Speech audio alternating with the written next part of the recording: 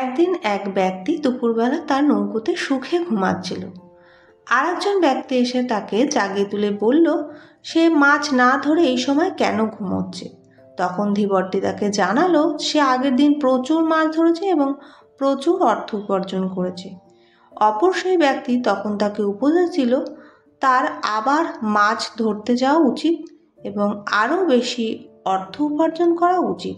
সেই অর্থ উপার্জন করে প্রথমে তার একটি বড় নৌকা এবং ক্রমে ক্রমে একটি ট্রলার কেনা উচিত, যাতে সে আরও বেশি মাছ ধরতে পারে এবং আরও বেশি অর্থ উপার্জন করতে পারে।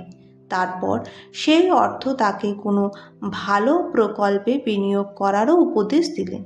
ধীবরটি তখন তাকে প্রশ্ন করল, এত অর্থ উপার্জন করে কি হবে? উত্তরে সে উপদেষ্টা জানালেন যে তারপর সে বিশ্রাম এবং আরাম আরও বেশি করে করতে পারবে। ধীবরটি তখন যথার্থ উত্তর দিলেন যে সে তো তখনও আরাম বা বিশ্রামই উপভোগ করবে। সুতরাং সেই ব্যক্তি তাকে অনর্থক নিদ্রায় কেন ব্যাঘাত করছে? তাহলে গল্পের এই নীতিকথা থেকে বোঝা যায় যে মানুষের জীবনের লক্ষ্য হলো সুখ এবং শান্তি লাভ করা।